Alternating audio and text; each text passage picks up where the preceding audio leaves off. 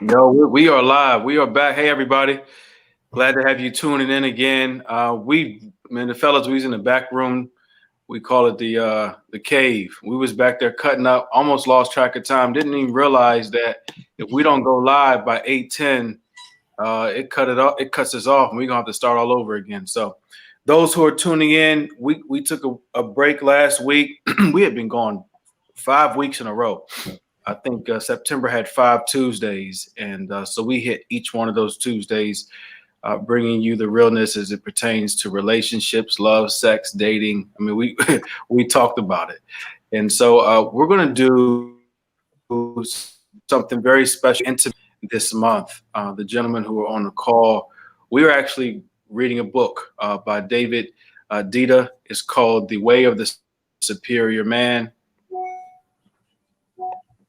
and reading this book called The Way of the Superior Man by David Dita. If you guys haven't heard of it, those who are listening, you Google it. We got through the part one. There's like 5 parts. We got through part one, and we're going to talk about that tonight a little bit related to purpose. And so, part of what we were reading these last couple of days just dealt with how our purpose has to come before our relationship, and a man's purpose. A man must understand who he is before he jumps into a relationship. So we're going to jump right in it, fellas. Corey, Frederick, Reggie, Lamar, it's great to have y'all brothers back, man. I tell you, the week that we was apart, I was like, damn, I miss my brothers. Like, I've just got so used to having this kind of like strong communication and bonding, and us just really talk about anything that's really on our minds, man. And so I've really gotten used to that. So it's good to have all y'all back. It's good to be Likewise, here. brother. Likewise. Good to be back. Appreciate it. Yeah, yeah. So let's give them a whole month full of stuff that they're gonna be talking about for years. That's what I want to do. I want to give them a whole month full of stuff where like man, Corey, Lamar, Fred, Reggie, like them boys is real, man. They bring it 100 down the pipeline. Like we ain't playing with them. And so if you haven't already, gentlemen, go ahead and share on your social media pages. Maybe do a watch party. I know Lamar has done a really good job with that. Lamar's his comments, if you haven't had a chance to read some of his comments on his previous posts, man, they crazy. The women are going in. I'll also say this, the vast majority of our audience, after I looked at, we've been averaging about 2,300 views a week on our shows. The vast majority have been women. And so that's fine. We're okay with that. We certainly, hope that men will come along at some point. But all that what we're going to share are things that you all can share with your significant others and stuff like that. So, all right. So let's go ahead and dive into it, gentlemen. The Way of the Superior Man. I just want to kind of start off first. One of the things that the author does really well is he really makes us look in the mirror and kind of discuss what our purpose is and how we discovered it. So I want each of you to take 2 or 3 minutes really quick, and don't give us this like overarching, thematic, fictional approach to purpose. Like we ain't getting deep like that tonight. But I want you to talk about how you found out what your purpose was, like what your purpose is, and then how you found out, how you discovered it. All right. Reggie, we'll start with you. Let's get it. Let's get it. So I believe my purpose is just helping people to become better, the best version of themselves. And how I found that purpose was by me first becoming the best version of myself, or the better version of myself, right? So I got to a point where after college, I got really overweight. Didn't really realize it, but I was really, just trying to fill a void with a lot of different things, from food to sex to, anything under the sun, right? And was just frustrated because I was working jobs, doing what I was supposed to do after graduation, but all I was doing was chasing a paycheck. And was eventually able to start my business after losing 40 pounds, get myself a lot healthier physically, but also emotionally and mentally. And a lot of people were attracted to what I was doing, and they wanted that same change within themselves. And a big part of that transformation physically, it was just a reflection of my mindset. So I got really into reading a lot of books on improving yourself, and I was putting out the content that I was taking in So I believe that my physical transformation, along with the mental transformation, attract a lot of people that want to change in their lives, and that's my purpose. Yeah, it's real talk. Real talk. Yeah, Lamar. Well, the way I found my purpose was through adversity. I found my purpose by the failures and the issues that I had already had, and then I found my purpose by the calamities that came my way, and the things that I had to face. Often, the area that I did not ever want to go into was one, preaching, two, pastoring. I never wanted to even go into those areas at all. The reason being is because I seen it as I was growing up. And because I seen it firsthand as I was growing up with my father and my grandmother, both of them being pastors, and uncles and relatives being pastors, I saw the way that the people hold preachers and pastors on a different pedestal. And when they hold them on this different pedestal, they can never make a mistake. So the same things that I saw them go through, helping people get through the issues of life that they had, they would ridicule those who were in the pulpit that might have had some of those same issues. So I never wanted to be in that, but I found mine in a place where I had to step up. I had to step up to the plate. And when I stepped up to the plate, then I found out that my purpose is really helping someone else get better. I couldn't be selfish anymore. I had to drop my selfishness and go on and help somebody else and do everything I can to help somebody else. I found a genuine love for just people and to care for people. But I had to find that through tests and trials. 2 for 2, man. Reggie, you and Lamar both said that y'all have this purpose to help other people. That's deep. Yeah. Fred and then Corey. Likewise, I feel my purpose is to love, as it's defined by the use of the word as a verb, to actually love people. And I say that because my purpose is found in the person of Christ. And through my spirituality and just my my salvation, I came to realize a gift of love that's more abundant than anything that I can ever return. It's a very humbling experience, man. And when you feel that, you get the sense that the only thing you can do is give back, everything that you have, because you realize during the process that you don't own anything, you don't have anything that wasn't given to you. And in this journey, this whole lifelong journey, I've just learned that the simplest thing I can do is do what the first two gentlemen have articulated so well so far, is to just love and try to return. And I think the 1, 2, 3, 4, 5 of us here are here for that same reason to a certain degree.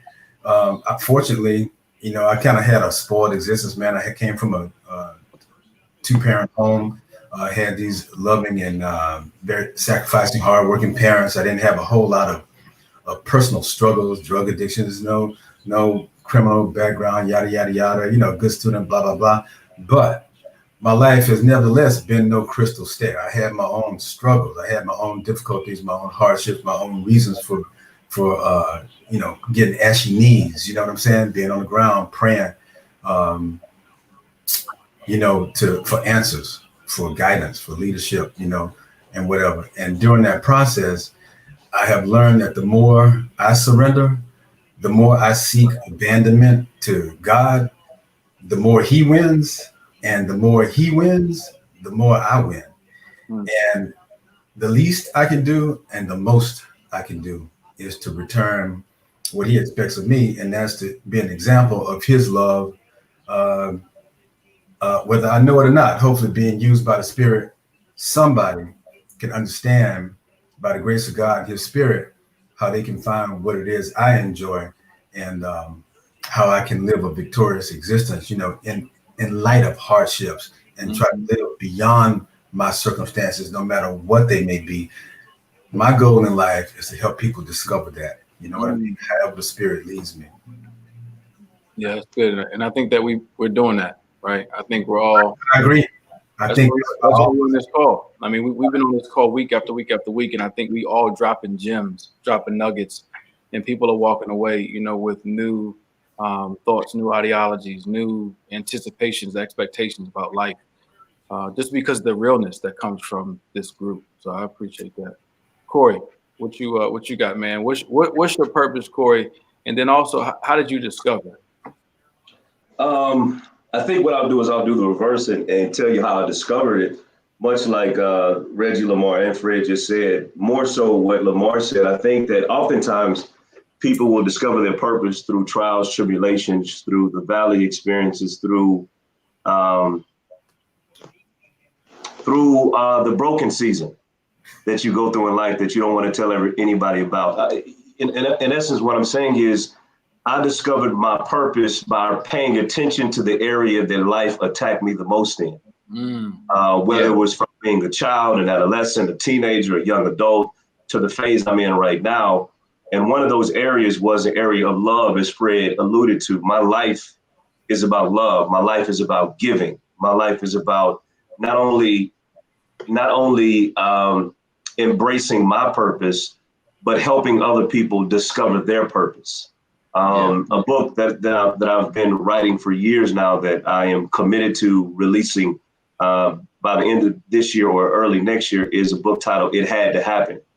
And the whole concept of that book is basically allowing you to embrace the fact that trial and tribulation that you go through is designed to get you closer to the purpose or the reason that God sent you. Everything is a GPS system. It is meant to push you towards your destiny. And so as challenging as it is, the molestation had to happen. As hurtful as it may seem, the divorce had to happen, because without you experiencing those things, you wouldn't have learned what you learned and you wouldn't be who you are today. And so I think my purpose is to help other people discover their purpose and live in it fully. And the way I was able to discover that was paying attention to the perpetual attack by the enemy in my life.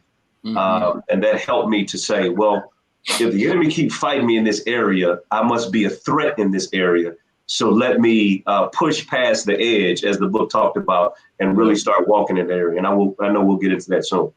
Yeah, push past the edge. And I want to echo that, Corey. I'm glad you mentioned that. You know, you all talked about this, the test and the trial that y'all went through, and y'all discovered y'all's purpose. For me, it was fear. Like, I was afraid of the very thing that I actually do now. Like, I was afraid of it. Afraid to walk into entrepreneurship because it wasn't anything I had seen before. Afraid to step, behind a pulpit because I knew that I had crazy sins. Like, why would God call me? Reggie and I went to undergrad together. You know what I'm saying? We went to the same church in undergrad. Reggie and I used to party, all kind of stuff. And then we would go to church on Sunday mornings, right? So we would sit next to each other like, man, nothing but the grace of God that we're even here. But at the same time, when you know that you've been called by God to do a great work, it's the fear of how other people view you. The same folks who was in the club with the night before, they're like, well, why are you in church? You know what I mean? So what pushed me more into my purpose was the fear of what other people was thinking about me. But as soon as I was released from that fear, I let that go and realize, like, I ain't gonna let no man, no woman make me afraid of what God has called me to do. That's what it was for me. But I ran from it for a lot of years, afraid of what people would think about me. And I was like, if I just sit in the shadows, if I lay under the radar, if I don't make too much noise, then nobody will say anything. So that was the very thing God was calling me to do, was to be a trumpet. You can't be no trumpet and be quiet. So then I had to face that fear of what other people thought about me. And Lamar, we talked about this years ago. Like, there was a time, we had to really say we've been finally delivered from people, because people will keep you in a place, in a box, and make you not walk into God's greatest gift for your life because you're afraid of what people think about you. Often people will not only keep you in a fearful place, people will often, if they are scared of your anointing, they would discourage you in every way, shape, or form that they possibly can to control you. It's getting ready to get deep. Mm-hmm. Show is. I like it. Mm-hmm. I like it. I mean, because often what happens is not only just those who are afraid of your anointing, they're often afraid of your position. And when they're afraid of your position, then it brings about a level of jealousy. And the level of jealousy will always have someone else that's on the outside that don't know anything about anything at all, would do everything that they can to do, how can I put it this way? To try to keep you in a place that they can keep you up under their thumb. If they can keep you up under their thumb, that's up under a level of control. And if they can control you, they got you. So they'll keep you in a place where you're always timid and you never really step out and roar the way you're supposed to roar, like a lion does, because we are lions naturally. If we are the lion and we're supposed to roar, we're supposed to blow our trumpet. What they will do is keep us in a place where we're up under their thumb. And since we're up under their thumb, now they know what notes we have to play because they are controlling the notes that we're playing. So we only get the opportunity to blow when it's convenient for them. I'm sorry. Corey, Jason, come on, Corey, talk, man. I know you want to move forward, but I want to share something. You go. And Lamar says something that it makes more sense to me now. I don't want to over spiritualize this particular moment, but Lamar, you know, sometimes God and Dr. Jason, sometimes God will have you to read something and you think it's for that moment, but it's really for another moment. So I'm reading a couple of days ago. I used to do a lot of inspirational videos that I'm gonna get back to doing now. But the message that I read wasn't for the video, it was for now. So I was reading about Moses, and you remember Jason and Fred, where God called Moses and told him to go to Pharaoh. And the first thing that Moses talked about, he asked the question, he said, who am I? Who am I that I am capable of fulfilling this amazing responsibility to go to Pharaoh, to go to the children of Israel and tell them that God has heard their prayer. Who am I? And then not only did he say, who am I? He said, but who gives me credibility? And God said, tell him that I am sent you. And then even after he got credibility, watch this, Lamar, he says, but I got a stuttering problem. And this is the crux of the message. He said, I got a stuttering issue. And I've preached this for years that he made an excuse, but I don't necessarily think it was an excuse. Maybe it was his reality. That people had criticized him in the past for his stuttering, that maybe he didn't get a job because he stuttered. Maybe his friends and families ostracized him because he stuttered. And so it wasn't an excuse, but it was a adopted reality that I've got this issue that disqualifies me from being used by God. And the reason I bring that up is because, Jason, you hit the nail on the head. Oftentimes in life as men, when we know we have lived a life that is contrary to the scripture, we feel like because we've lived a different life, we are disqualified to tell anybody what the scripture says. But once you get delivered from the opinion of people and you understand that the greatest candidate to tell people about the goodness of God is those who have lived a life that is contrary to what the scripture says, because I am the first recipient of grace and mercy. That's good. Yeah. I'm done right here. I'm playing golf with my partner the other day, Fred, and I love to play golf. And I hit the ball out the tee, Reggie, about 300 yards. And he said something to me, man, that I didn't understand in the beginning, but he said, Corey, the problem with you is that you hit the ball far, but you always feel like you got to hit it further. Wow. He said, you're never satisfied. And I had to really come home and unpack that thing, Dr. Ali. What I discovered is my lack of satisfaction was because, and I'm bringing it full circle, Lamar, it was not because of what other people thought about me, but I had to be honest, it was about what I thought about myself. Yeah, that's it. I had disqualified myself from preaching. I disqualified myself from pastoring. I disqualified myself from doing other things. It wasn't the enemy. It wasn't other folk keeping their thumb on me. But the reality is, I think that as men, sometimes we put our own thumb on ourselves. Sure, I needed to hear that myself, bro. Thank you for that. Don't worry about it. We're doing a book tour. You coming to the church? Let's do it. We limited ourselves, man. And I think that when God wows us with something that we didn't think, dream, or imagine, right? It's almost like that becomes the seed for more, right? And I know all of y'all on the call, God has wowed us with something in life that we're like, okay, all right, so let's go up another notch. Let's take this up another level.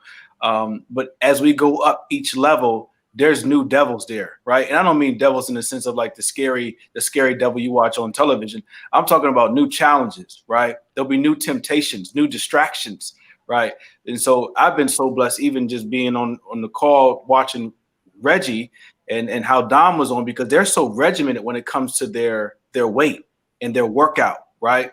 I started realizing that if I don't become that regimented each level that I go up, then there's this distraction at that next level that'll detour me, a new temptation that will take over, right? Because I may have mastered the temptation and the distraction at this level, but this is not it for us. There's more, right? There's more for us. And if we keep going up, we know there's going to be more temptations that's going to be stronger than the ones that we faced previously, right?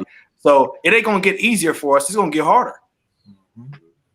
And if it doesn't, you're not doing something right. Yeah. You know, you're stagnant.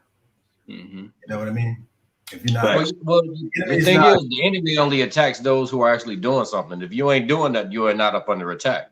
The Right. moment that you're under attack, the way that you can recognize that you're actually on the right path is because of the attack. So I get excited every time I see an attack coming. I get excited every time I see a roadblock. I get excited because that means I'm headed in the right direction. And that's something else that I just need to conquer and get past and get over. But that's just the indication that I'm doing what I'm supposed to be doing every time I'm up under attack. exactly. That helps me a lot. And Lamar, let me add to that. It's not a pushback against, but a comma plus. But the enemy not only attacks those that are doing something, and I just really feel led to share this with somebody who's going to watch this. But the enemy will also attack those who haven't got to the point of doing something yet, to discourage them from doing something. Understand that David wasn't necessarily attacked when Samuel came to look for the next king. But understand that when Jesse chose everybody but him, that could have felt like an attack. So there's some people that feel like everybody's being chosen but me. And because people are being chosen before me, it must mean that I don't have anything to do. And what we got to understand is that also can be perceived as an attack as well. And really, and as a consequence, it really is an attack because the devil will always try to stop you before you get started. Because if he can stop you before you get started, then he ain't got to worry about you getting on a call like this and being encouraged to make you want to do more. Mm-hmm. Mm-hmm. Just a different perspective. That's all. I can agree with that. That's one of my favorite scriptures. That's one aspect I hadn't looked at yet. I like it. Yeah. So what you got, Jay? Let's talk, man. Yeah, I'm about to put something up on the on the comment thing. How do I do that? I wanted to put it up on a comment. Yeah, maybe if I post it this way. Yeah, that I can show it. Okay, cool. So we're reading this book, The Way of the Superior Man, and I want each of you to kind of pull a quote or a couple of quotes, and I want us to kind of dive into it a little bit. One of the quotes that I copy and pasted here, this was in chapter 2 or chapter 3. The world, and it says, and your woman will always present you with unforeseen challenges. You either living fully, giving your gift in the midst of those challenges, even today, or you're waiting for an imaginary future which will never come. I really like this because it was talking about how you have to fully give your gift in the midst of the challenges. That's the time when I feel like we need to be giving more of our gift, but I think we do the opposite. When we face those challenges, it almost causes us to kind of like pull back a little bit, right? To kind of become recluse, to kind of like hide behind the shadow, and almost like we need a second wind, right? Man, coach, take me out. I need a break. Put me on the bench, right? But I think it's the moment when we face those challenges is when God is trying to remind us as men, but I put this in you. I put enough in you for you to get through this challenges. Tap into what I put in you. And so when I read this quote, it started making me think I'm shortchanging what God placed in me by taking a break when the challenges come. Taking my foot off the gas when the challenges come, as opposed to I need to hit it even harder. Like I watched LeBron James in Game 7, at halftime or Game 6 at the half, they were up 30. right? And I said to myself, man, they better not let these boys come back. Toronto, when they were playing in the second half, don't let the Heat come back. And they kept pushing the gas, like as if the score was 0-0. And that just kind of reminded me that's how we need to be as men. When them challenges come, hit that gas even harder. Just think about it's pointless to wait for the right time, right? There's no guarantee that's going to come. In this book, I think this book touched on a lot of things that are meaningful, but it also skirted some things and it sort of glossed over some things that could have been addressed in a much more spiritual way to give it more meat and substance. For instance, this passage, the world and your woman will always present you with unforeseen challenges. That's true. And not even so much your woman. If you got the right woman, hopefully she'll be a source of support, because behind, it seems, every, especially successful black man is a good woman. You know what I mean? And you want to start with this, because Lord knows men can be stupid enough that last thing I need is a stupid woman, right?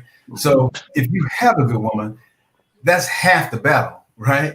So those unforeseen challenges are not going to stop. So waiting for the right time, waiting for smooth sailing, you'll be waiting indeterminately. The other thing is this. It speaks in this book about waiting for the right time, in the sense that you're waiting for a signal or whatever. Life is short. What I do for a living, man, people say don't put off for tomorrow what you can do today, because tomorrow is not promised. I know for a fact that of the 5 of us, man, none of our next breaths are promised. All right. I've been talking to people, and 10 minutes later, wrapped up in a body bag. It's almost like war. Life is fleeting, it's precious, and it's tenuous. I've seen people fall off of 5-story buildings and live, and people who have a potassium imbalance be dead in like 24 hours all the time. So don't put off for tomorrow what you can do now, because your next breath is not promised. And as I said earlier, living beyond your circumstances is a gift from God. That's the peace that passes understanding. And when we get into the real meat of this book, there's some points I like to bring up about when they talk about here in this book about being free, and not being fearful, or having purpose, and living for that purpose. The important thing is what you determine that purpose to be. Is it going to be something that's really valuable? Is it going to be something that's not just valuable to you and potentially selfish and inconsiderate of your family and children and friends or whatever? Is it going to be something that your spouse appreciates and is willing to see you through and to help you with and value as much as you do? Or will it be something that you devote your time to that drives a wedge between you and your wife? So as we get into this is going to open up to be quite a discussion, I think. That's real, bro. I think a couple things that come to mind as I read this, the world we know is definitely going to give us so many challenges. We got racism, we got the COVID going on, we got so many things that go on, right? And a woman, like you said, is definitely going to be the biggest asset, right? The biggest compliment in our lives as men, a good woman, a great woman, right? Because she'll allow you to be greater than you could ever be on your own. But what I think of is challenges also come in the form of distractions. That's like the biggest thing that could throw a man off, right? So I always tell my friends or people that know me that my woman is my favorite distraction. Because our key is you're always going to have some sort of distraction. The key is to just limit your distractions, right? So she's a distraction. Why? Because when it's 5 a.m. and I know that it's time for me to wake up, but I got some soft laying next to me that I like to lay next to. When I tell myself, okay, I'm going to drop my body fat some more, and she wants to have, she wants to bake some cookies tonight. And she wants me to partake in that moment. She don't want me to just watch her enjoy it. She like, nah, let's enjoy this moment together. So yes, she's the greatest person in my life, but at the same time, she's the greatest distraction. Right? So she's always going to present me with these challenges, right? And like they said, in living fully, a lot of times, like you said, Jason, when we're going through those challenges, and that's something I could definitely identify identify in it as I'm trying to focus on leveling up. Sometimes you tend to, at least for me, for example, I might post less on social media because I'm just so in the zone of just trying to focus on whatever I need to focus on. And I'm sharing less when I actually need to keep my foot on their neck and share my story even more. Like, yo, this is what I read today. Yo, this is what I realized about my journey today. Yo, this is a realization that came to me out of nowhere that I want to share with y'all. And then those are the times when you get that DM from somebody like, yo, thank you so much for sharing that, because I was going through that this week. I was going through that this month. I really needed to hear that. So like you said, it's no perfect time. And we just need to share our journeys and live fully, with our gifts. So thank you for sharing that quote, Jason. I definitely need to hear that myself. Mm-hmm. I totally agree with both of the fellas, Fred and Reggie. It's a classic piece of Carpe Diem, seize the day, go after it. And that's kind of how I've been, Jay, for like my whole life. I try to, whenever I see any type of adversity, whenever I see any type of challenges, I don't let up, because if I let up, I will often let go and let in. Mm-hmm. Let in meaning letting the challenges that I'm facing get into my spirit. And once I allow it to get into my spirit, then I'll begin to accept what the challenges are and not face them directly and not go after what it is and not and sit back in a passive way and not go after it. I see challenges, often, like I said before, I see challenges differently than I see, any type of anything else. I see a challenge and I get excited. You show me a challenge, man, I'm ready. It's called go time when I see a challenge. Because they said in the beginning that I couldn't do it. They said in the beginning that I wasn't worthy. They said in the beginning that, he will fail in 10 days and 30 days and 60 days. They said in the beginning that it would not happen. However, whenever I see the challenge, I see that's when I really get focused, when I see the challenge, when the challenges come. And like Reggie said, sometimes that, wife that's in the bed beside you can be the biggest challenge. Can be the biggest issue, can be I got to get up and go get some money. I promise you, I do. The money, the world goes around. There's some money. I got to go to work. If I lay in the bed, I can't make no money. I'm sorry. My life ain't built like that just yet. One of these days, I'm gonna be making some money while I'm laying down. But right now, I got to go get it. If I don't go get it, the rent don't get paid. If I don't go get it, the mortgage, the car notes, all of this don't get paid. And then my kids are asking me, why can't I go to college? Because I'm laying in the bed, because I'm looking at my challenge. Your favorite challenge. Yes, sir. I'm trying to say, so it's like, if I'm laying beside my challenge and I allow my challenge to defeat me, now the entire household suffers. That's right. Because I've given in to my challenge. Mm-hmm. Mm-hmm. But I think, Lamar, man, I think the epitome, if I had to define manhood, if I had to define leadership, it was I would define it as a person who sees a challenge, faces a challenge, overcomes a challenge, and in the future teaches others how to overcome that same challenge. That's manhood. Yeah. That's responsibility. Yeah. That is what it is. I had a conversation with a young man the other day, him and his they're newlyweds, Lamar, just got married and they're already facing challenges. And he was in his feelings about something and he left the house and he didn't want to go back home. And I had a conversation with him. I said, go home, because what you're doing is you're not her boyfriend anymore. You're her husband. Mm-hmm. And what you're doing is you're setting the stage for the way that you're going to lead in the future. When you have this challenge, you don't run from it. You face it. And you teach her, what you're doing is you're teaching her that when we have challenges in the future, whether they're financial, whether they're health challenges, whether they're emotional challenges, what my husband is teaching me is that he's going to face that challenge head on. He's not going to run and duck his tail. He's not going to avoid my phone calls and block me and be in his feelings, because sometimes the challenges we face as men, especially as Black men, they don't afford us to be in our feelings. We've got to be more logical with the things that we do. And so I think that manhood and leadership is really forged in challenges. It's forged in distractions. My motto, my mantra for life is you can make money or you can make excuses, but you can't do both. Yeah, I don't feel like getting up sometimes. I don't feel like going to work sometimes. I don't feel like talking sometimes. But the reality is my responsibility supersedes my feelings. My manhood supersedes my feelings. And so I got to face that even when I don't feel like it. And I think, yes, as the quote said, whether it's your woman, thank you for saying it, Fred, whether it's your woman, whether it's your money, whether it's health, you're going to face challenges regardless. And it's not about the challenges. It's about how do you respond to those? Do you face them? Do you have those difficult conversations?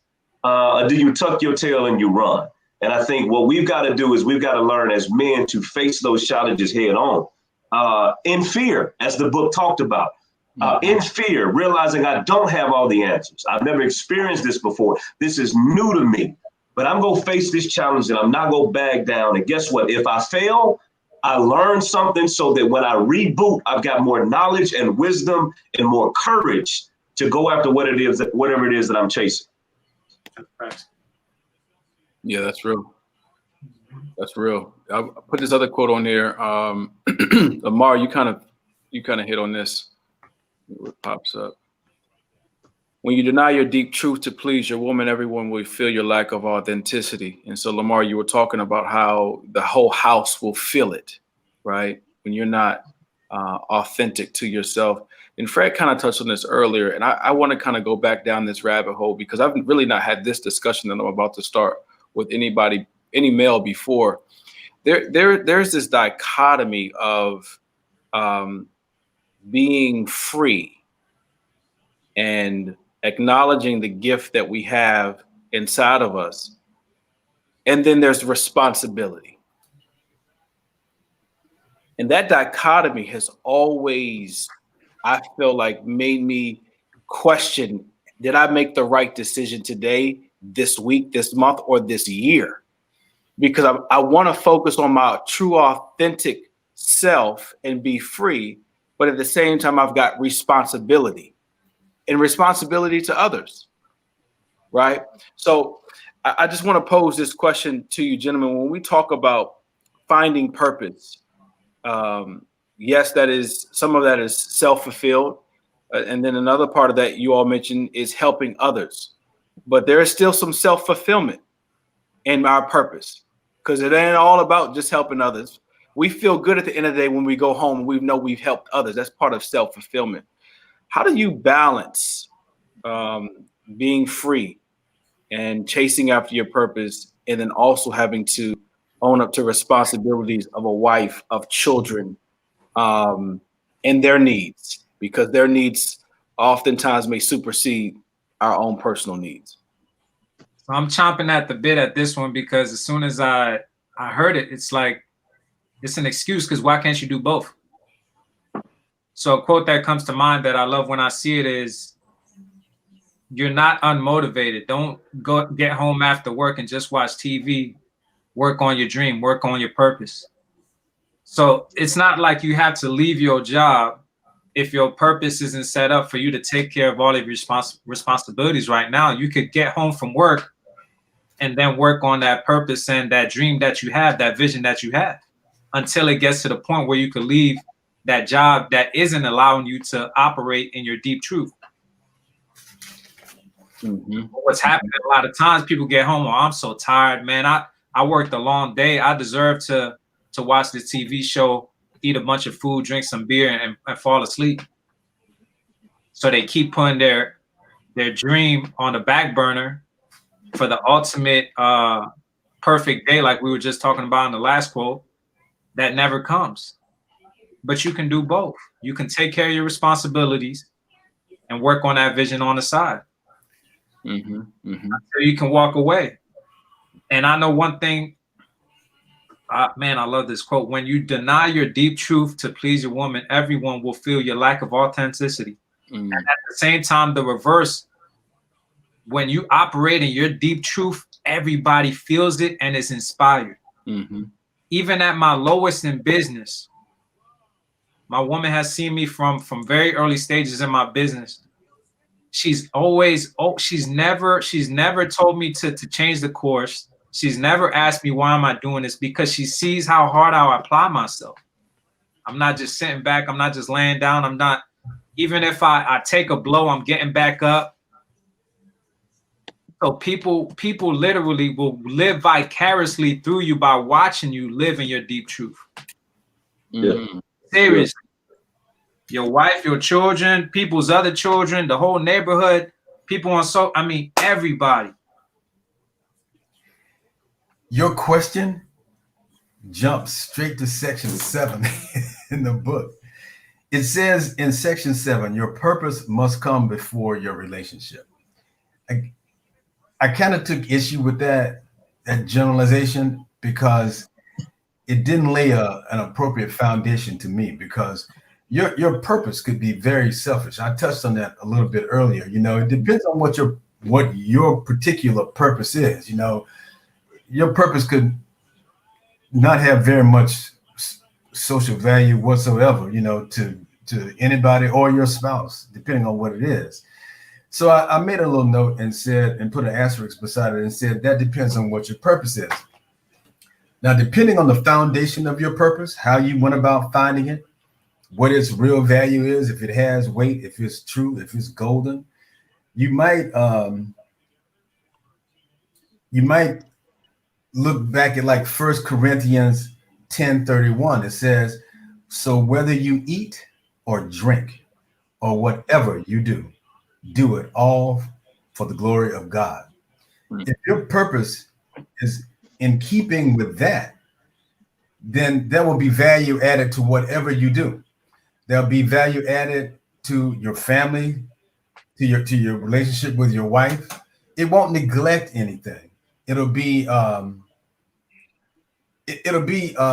appreciable by your wife, your children, your friends. You know, there'll be love involved. There'll be selflessness involved. If you glorify God,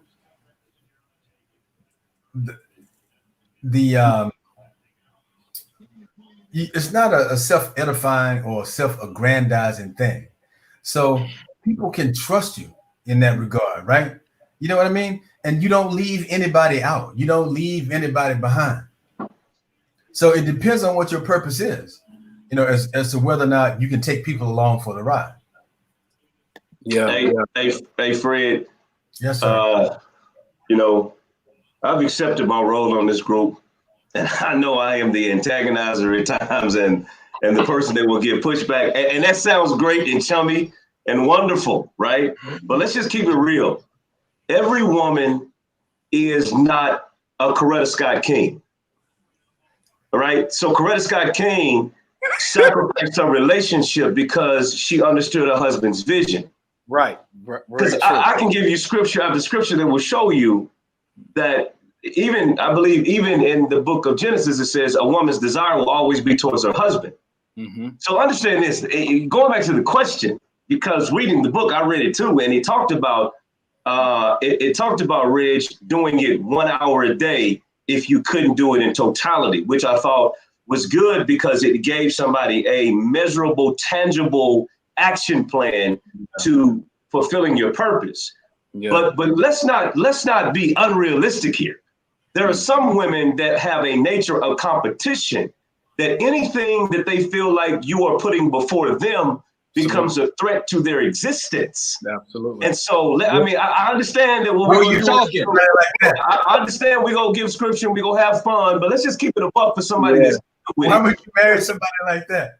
So thank you. That's what I was about to say. What we've got to do in the beginning is do a better job of our selection process, right? Because we got to do a better job vetting these women and make sure, male and female, that person understands that this is my purpose, this is my passion.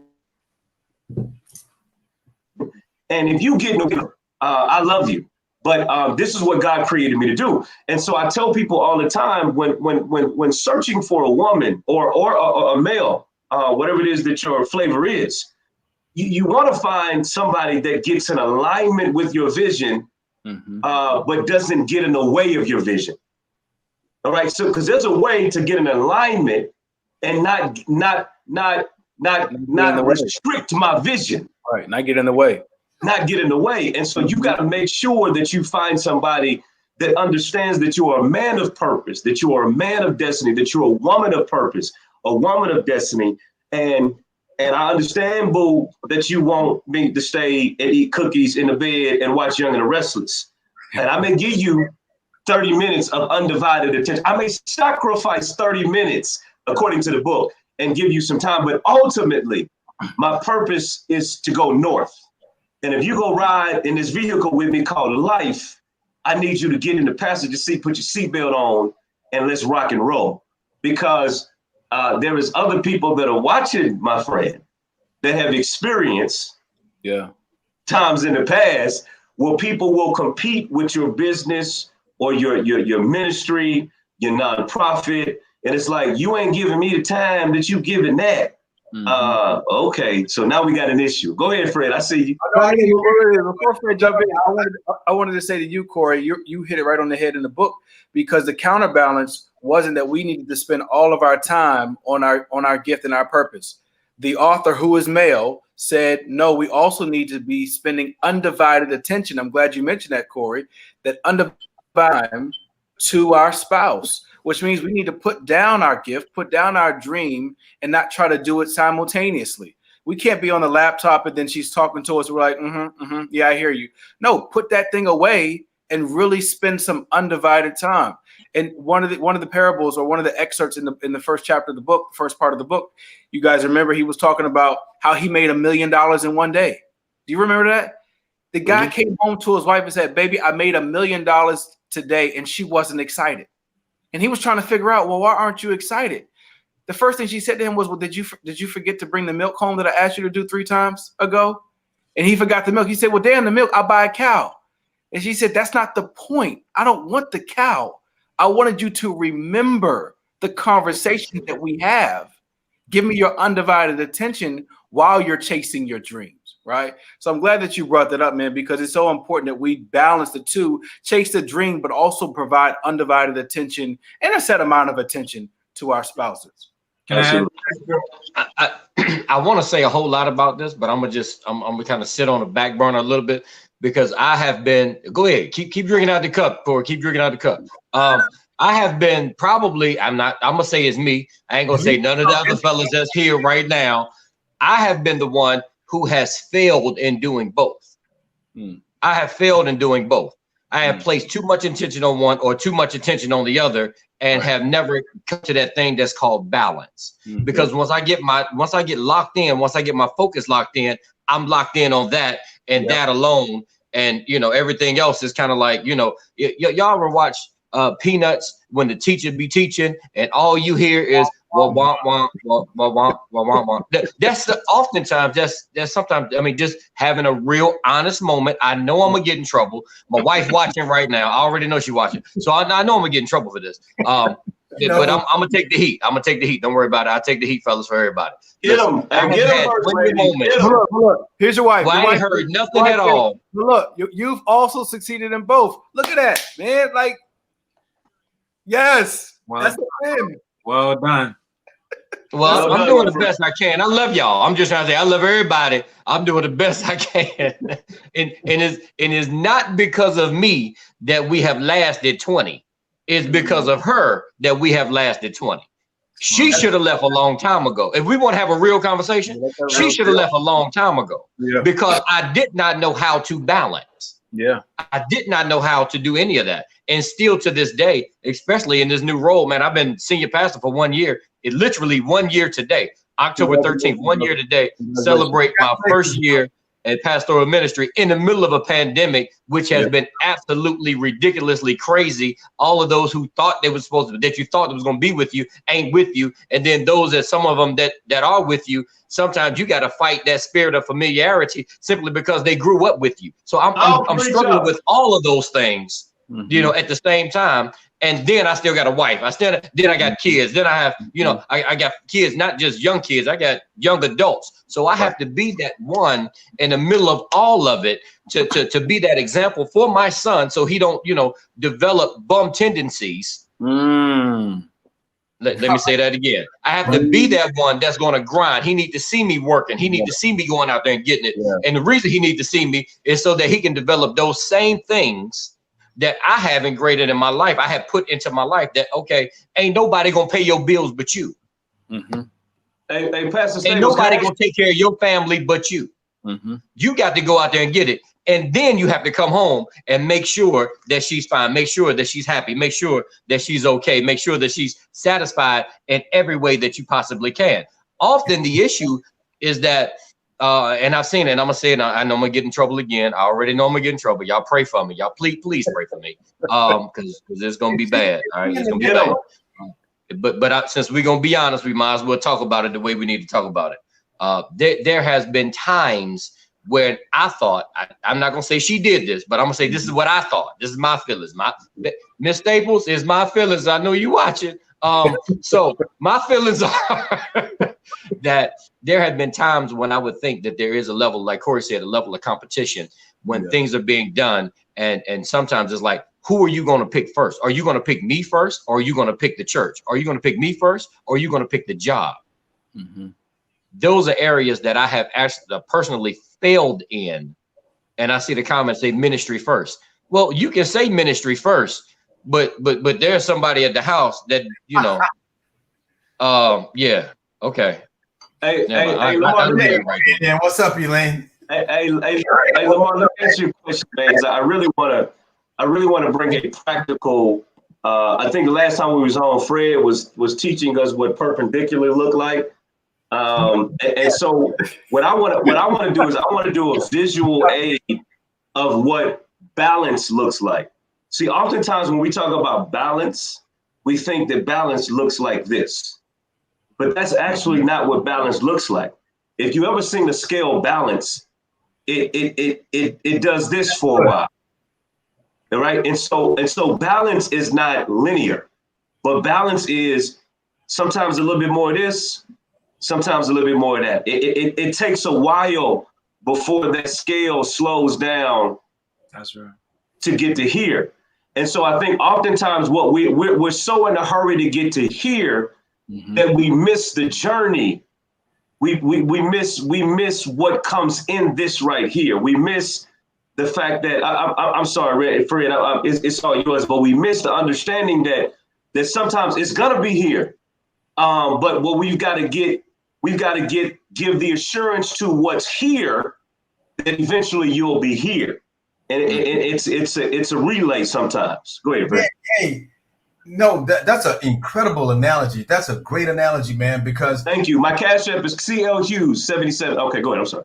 If you have a real good partnership, man, and you have real good communication, and we talked about this in other episodes, that's such a great analogy because if you have a spouse that really does complete you and you complete that spouse at different times in your lives, that balance is going to be like this. And sometimes she'll be the heavy and you'll be doing other things, but you'll work together to keep that, whatever it is, right where it needs to be on that mark, so that you're moving forward and that you have a positive relationship and understanding. And then, sometimes you have to do your thing and pull a little bit harder or do whatever it takes, or there are different avenues of your lives or different challenges that require you to step forward and do more, pull more of the load of whatever it is that you may be a specialist at. My wife and I are very different. There are times when she's taking the lead and doing things that, in essence, both of you have a leg in the pants.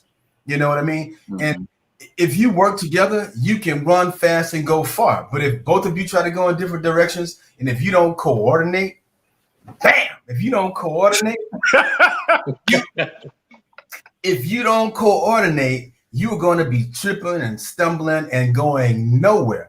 But if you have a real partnership and you both share that pair of pants, you're going to have some balance and you can make progress. That's a great analogy, man. I really appreciate that. Balance is something that, and I'm glad you brought that up, Corey, kind of giving the definition. We've never really been taught like what balance looks like, especially as men in our relationships and then also in our careers, because Lamar mentioned it earlier, when you're a lion, you get tunnel vision, right? And I got tunnel vision too, Lamar. Like when I'm working on something, like I go all the way in, right? When I was in my PhD program that took me, 4.5 years, most people do it in 7, 8, 9, 10 years. I did mine in 4.5, only because I adopted that tunnel vision, which meant I missed out on a lot of stuff, birthday parties. I was missing out on people's anniversaries. I wasn't going home for Thanksgiving. I was missing Christmas because I had that tunnel vision, right? So I had no idea, and probably still need to learn how to do this, provide proper balance. But I feel like that's wired in our DNA as men who chase after things. We have a hard time with balance, right? And because we have a hard time with balance, I think it takes a strong spouse to really help us to be able to see the importance of balance. But also here's the kicker, the value in balance. Because if we find no value in balance, it don't matter. We ain't gonna do it. Yeah, and listen, Jason, you just said it, and I'm glad you said it, which is a great caveat to my statement. It is finding value. I've talked about it a couple of times on here. I'm engaged and I'm getting married in exactly 2 months. I'll say I do to my fiance, and in the process of planning a wedding, I also started a trucking company, and so I've been so focused on building this trucking company, but because sometimes it is value that helps you subconsciously. It is the tap on your shoulder subconsciously that you're not doing something. I had to consciously pull back from the trucking company and give her some time, because I don't want her I don't want to set the standard that my business comes before my family. And so though I truly have a desire to build this business, I sometimes will consciously pull away and just go to LA for 2 days just to spend time with her, just to give her some time, to let her know that while I'm on this journey, and while yet I am a lion, a ferocious, roaring lion, ready to devour what I can, that my value system will always balance me out. That what my purpose will always balance me out. So Corey, let me throw this out there right quick. If we look, I think it's in about chapter 6 or chapter 7, something right there. I remember reading a little bit of it as I was glancing through the book. It says, I believe the title of it is "Never Change Your Mind Just to Please Her." Yeah. So often inside of balance, is it that we truly have balance, or we allowing them to change us and taking us off focus of our ultimate goal? Won't do it. Listen, I just want to throw that out there. I ain't gonna answer. I don't have an answer. I'm gonna just throw that out there. So listen. I read that and I wrote, why not? That's a slippery slope. So it's a slippery slope. But let me just say this, man, because I've gotten in trouble with, especially women, when I do particular podcasts. I'm not changing who I am to appease any relationship. And it's just fundamental truths for me, that there are certain parts about me that will not change. My passion for people, my desire to want to help people, my passion for ministry. If you get in the way of that, then you're getting in the way of the very fabric of who I am.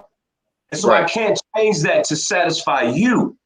And so we've got to be comfortable with telling our woman this word that will completely go against the ministry of marriage. And that is no. No, I'm not doing it. No. The answer is no, I'm not going. No, I don't want to do that. No. And the book, Fred, give me 1 minute and it's all yours. The book talked about this, Fred. It talked about that if your deepest conviction, is altered to say yes to her. That's why I want to abolish the saying happy wife, happy life, because that's not true. I want to abolish it too, brother. You mentioned that. Because sometimes you can do things to make your wife happy, but she's happy and you're miserable because your deepest, innermost being is being constricted and restricted because you're doing things to please her and not please yourself. As a man, you're the leader. And sometimes you got to say no. And sometimes you got to tell her I'm not interested. And sometimes you got to deal with her attitude and making her unhappy. But you're doing that as a sacrifice because you know in the future, she will begin to trust you and respect you more. if you stick to your convictions. I'm sorry, Fred, go ahead. No. Hey, listen, I see you chomping at the bits, man. Go ahead. No. You know what? I just can't imagine my wife being stupid enough to ask me to do something that goes entirely against my conviction. But then again, I've been married for 32 years now, all my life. But most.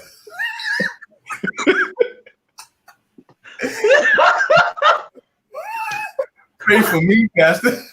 Ooh, okay. No, what I'm saying is, I think my wife knows who I am, and she knows what the answer is going to be. It's a waste of breath. You know what I'm saying? I am who I am, and I think that's why my wife loves me. It took a while to figure out, probably, that was valuable, but but she knows who I am. You know what here we go. Get another drink, Corey. Tap water. You need to run the hose from the outside through the, shh. Get another drink, Corey. Okay, go ahead. But I'm just trying to envision something that's going to be that monumental. But I will say this: I agree with you, Corey. I agree with Lamar. I agree with you, Jason. There's stuff that there are things that, like we talked about before, and Lamar, I think you agree with. We talked about the carpet. That shit you just don't argue about. I mean, come on, man. You got to qualify the question. You got to qualify the pros and the cons. The pros and the cons. What good is it? What's good going to come of it? What's the possible harm if you say yes? Is this really valuable to you? Is it more valuable to her?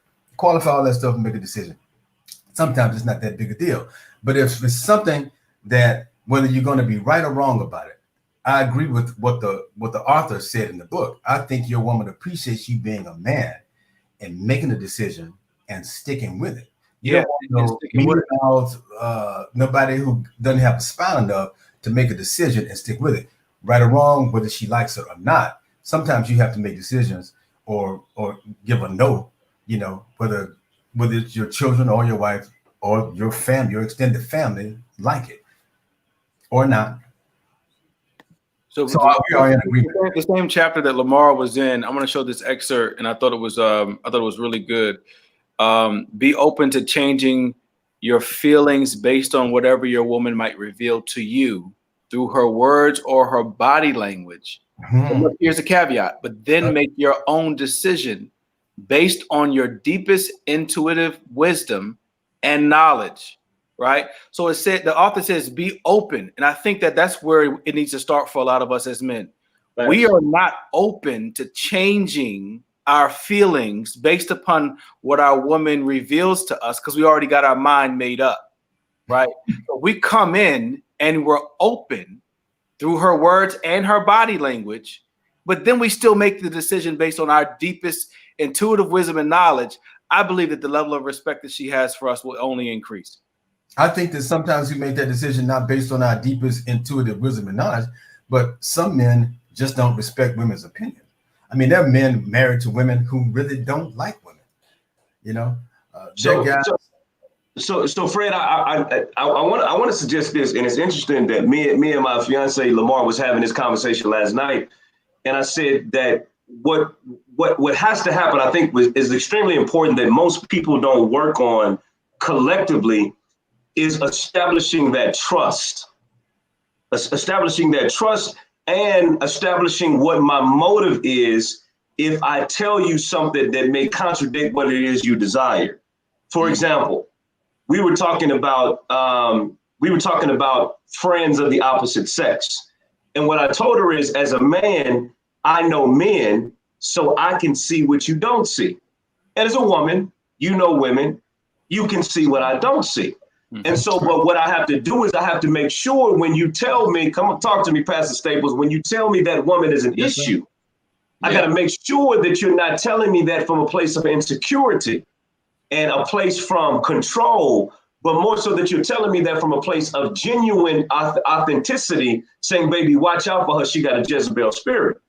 So now what you've done now is you put the responsibility back on me to make my decision based on intuitive wisdom and knowledge, and also the establishment or foundation of our relationship. If I trust you, and I know you got my best interest in mind, then when you tell me about Sister Loose Hips, then I'm going to trust you that it's not just that you are intimidated because she fine as wine, but you can see something that I cannot see. Mm-hmm. And I think that part is extremely important on both parts for us to establish trust, so that when she tells me something, I'm not 100% go move just because it's your desire, but at least it gives me a better leg to stand on if I know that you got my best interest in mind and it's coming from a place of purity and not a place of agenda or hidden motive. That's a good one too. I love all of these points. Everybody is saying something that's absolutely wonderful tonight, but I just got two things that I want to drop on that one particular chapter, and then I'm done. We can move on to the next chapter, Jay, however you feel like it. But I'm gonna just throw this out there. Oftentimes, men will begin to change their minds based upon what their wives or their women want, is because first they don't want to hear what's coming after you say the no. They don't want to hear what's coming after what, the nagging, the this, the that. They don't want to hear that. So simply just to give in and give them whatever they want, we'll just say yes because we don't want to hear what's next. Mm-hmm. Often, and then this is the part number two, the second part of it is we'll just give in and say yes to whatever that they say, make them change our mind because later on that night we want to get the cookie too. No, the devil, Staple. The devil. It ain't the devil. Okay, all right. Corey, let me throw this at you. Staple, I'm with you, bro. Now listen, we always want to get the prize at the bottom of the box, like Cracker Jack. All right, we always desire that. Okay, but listen what I'm saying. My motto in life, and we can get pushback, and y'all can just challenge me because I haven't been married as long as you guys have. But I tell my fiance all the time, I'm not gonna start nothing that I'm not capable of finishing. And when I talk about that, I'm talking about behaviors. I'm talking about saying yes to something that I really have a desire to say no to. I'm not gonna say yes in the beginning because I don't want to perpetrate the fraud. I don't want you to feel like I'm this guy that I'm not. So I don't believe in starting something that I cannot finish. And so if the answer is no today, the answer is probably going to be no in 20 years. If the answer is yes today, it's probably going to be yes in 20 years. But again, I've experienced marriage before and failed at it. And I've reevaluated some behaviors. And it's like, no, bro, don't start nothing you can't finish. If you can't, if in year one, you don't want to be questioned about where you've been, then nip that in the bud so you ain't got to deal with it in year 20. Or vice versa. And that's just something, an arbitrary example. But I think that it's important that we don't create behaviors that are not long lasting. That's just my opinion. I could be wrong. Yeah. No, you ain't wrong at all. You're right. Yeah, and I think there's a fine line between appeasement and happiness, right? So we say yes to appease, but we think we're saying yes to make her happy, right? And I think that if we deal with what the appeasement is versus dealing with what the happiness is, that only comes through communication. I don't really know what makes you happy unless I communicate with you what makes you happy. I'm going to nod my head and say yes because I know it appeases you. It gets you off my back long enough so I can focus on what I'm supposed to be doing, right? But I truly don't know the depth of why you operate or why you feel the way that you feel unless we communicate. So Corey, to your point, if you're talking about, Miss Loose Hips, the way she looking at me, I'm going to say, okay, I'm going to stay away from her because I know that appeases you, but I don't know the depth of what would make you happy. Come on, now you talking, Doc. I don't know, right? And so I'm only appeasing you in this moment because as soon as we go to Turks and Caicos next year, it's going to be Miss Loose Booty. And then the next year we go to, Cabo, it could be Miss Big Titties, right? Every year I'm faced with somebody else that I've got to appease you on, right? But I don't really know the depth of it unless I communicate where's the heartache, where's the pain, what causes you pause, right? You keep talking about communication. So just like I hope that when we say no, it's not hell no. It's a no that accompanied by some rationale, rationale. Fred, how does that hell no go again? Hell no. And you gotta, hey man, hit me about the cookies in bed and stuff, man. Reggie need to eat some cookies, you know, get it up with duct tape. But anyway. Okay. You So, all right? I mean, even in the side of communication, so we kind of get a little bit back on track because I don't know. We ain't off that track. guy- No, seriously, we're not off track. little different. You were talking about, he was talking, hold on a second, Pastor. He was talking about, you know, if it's gonna be loose booty, you know, whoever the woman is, whoever the potential distraction is, you want to know that your lady is coming to you with real rationale and not just jealousy, not just emotions, not just things that are of substance. It's got to be real.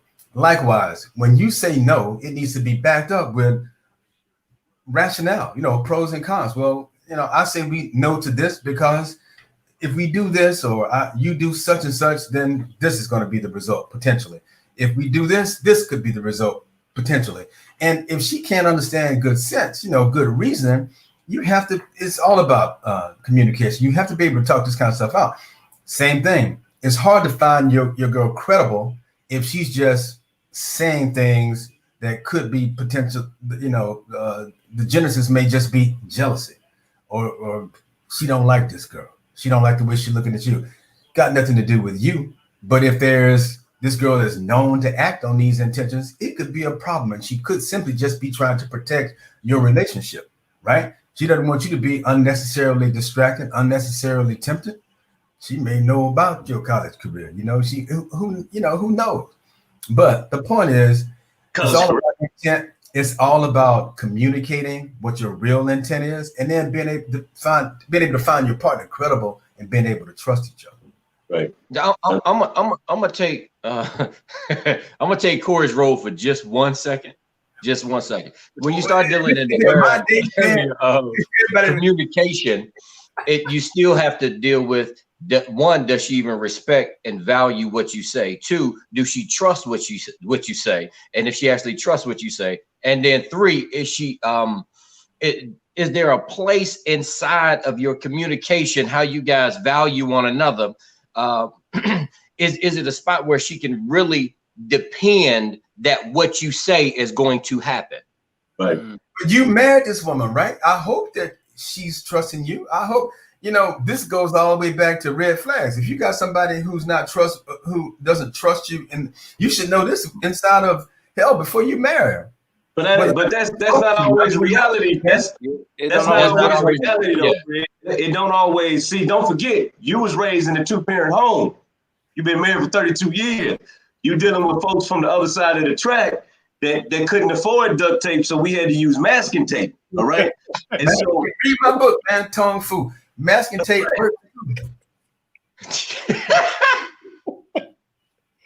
Mark, say something, please, man. Corey, that's real talk, man. Fred, you got 32 years in the game. You've been married to one woman, man, and so you know, I've been engaged before. Corey's been engaged before. You know what I'm saying?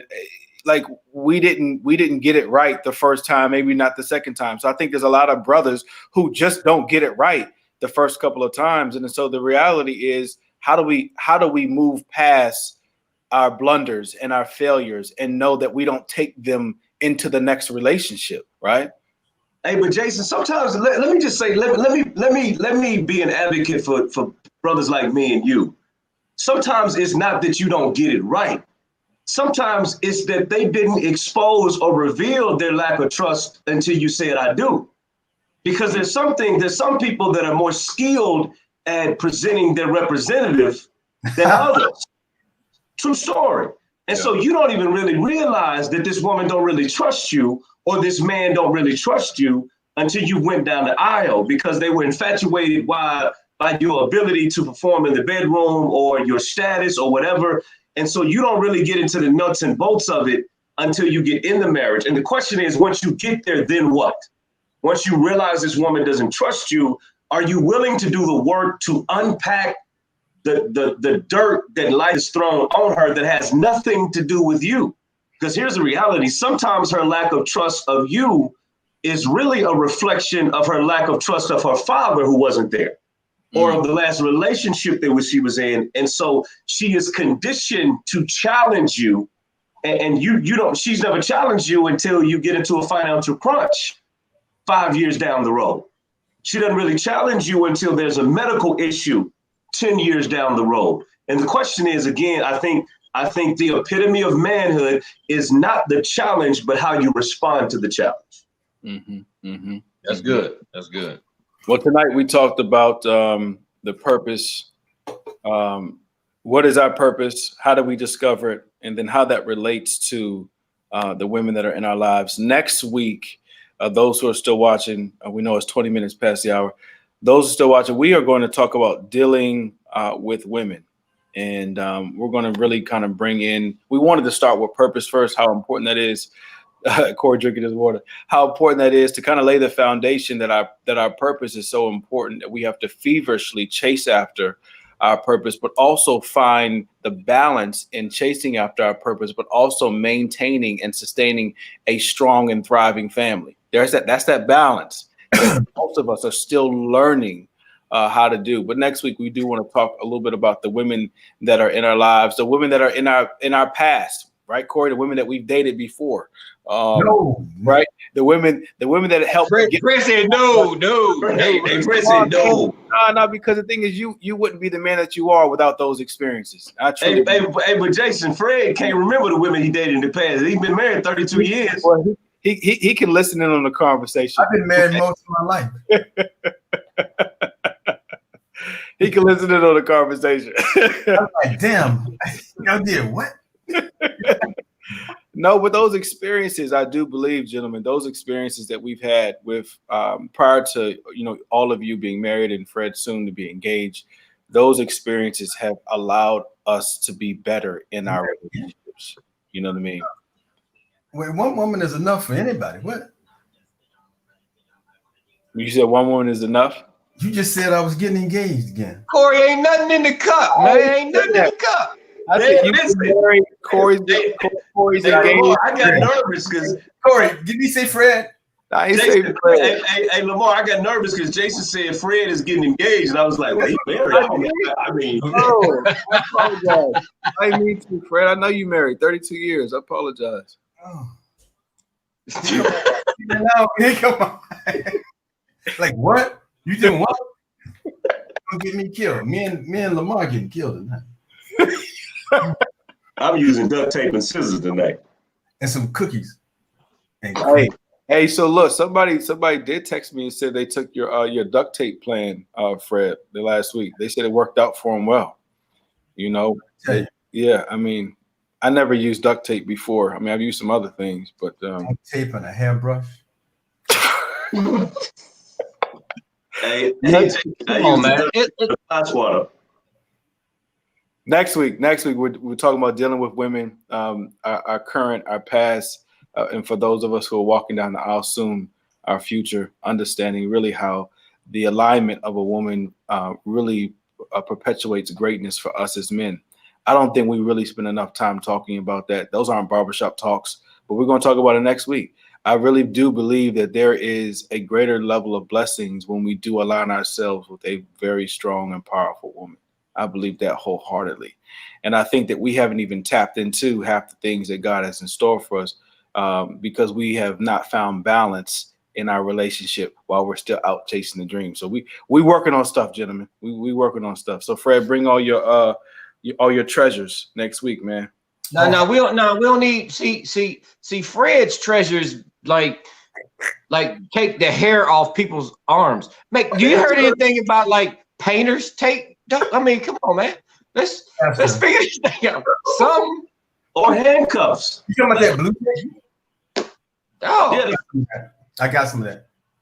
You can use a tie, man. Use a tie. Oh. Hey, what's his name? He used a tie. Yeah, he used a tie. 50 Shades of Grey. You ever watch that? 50 Shades? Yeah.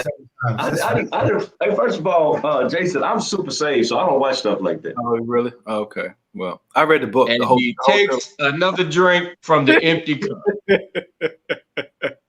I read the trilogy.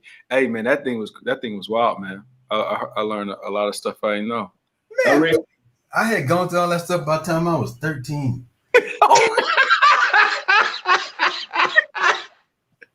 Brad's a wild boy, man. Bro, please. I can't wait to next week, man. I'm so excited about talking about the women of the past, the women of the present. No, we're not. Where you guys are going into your next step. It should be absolutely wonderful, awesome time to really reflect and then be able to glean on some of the things that's going on now. I want to hear how Fred made it to 32. I mean, I'm at 20. I'm trying to make it to 21. So I'm trying to figure out how Fred made it to 32. 32. By not talking about no past women. Hey, Fred been married more than virgin, man. He can't even remember another woman he dated. 150 Shades stuff. Hey, Jason, I just said that he been married 32 years. He can't remember their name. He can't even remember another woman he ever dated. No. Say, Fred, you supposed to disagree. This is one of those moments you disagree. Right. I don't even remember their names. I'm trying to think, but I don't know what the hell, honey. I can't remember nothing. Hey Jay, let me do this real quick. Let me do this. I know we got to close out. I just want to say something to all of those who have been watching on the watch party and on the website. I thank all of you. I appreciate every last one of you for all of your comments. I need for you to continue to comment because we take your comments. We begin to analyze them. We go through them. We thank God for all of you. We like your insight. We want to hear from you. Thank you. God bless you so much. Hey, I'm so excited about what's getting ready to happen next week. This right here is helping me more than what you guys could ever imagine. Diving in to what real men are, real relationships, real issues that we deal with in relationships. I'm so thankful that Jay, hey, Dr. Otley, man, thank you, man, for inviting me on. I appreciate it, man. Thank you, guys. Oh, Corey, I'm gonna get you something for that cup. He just needs to run the hose through the window. Something, man. Hey, Corey, by the time we finish this series, man, both our hair is gonna be super long, man. You know, Man, listen, man, I'm just trying to get it there, man. You know, I'm trying to get it there, man. You know, I'm actually jealous, man. You got the nice, great thing going on, and y'all. Hey, no, you definitely got a reason to be jealous. But go ahead. I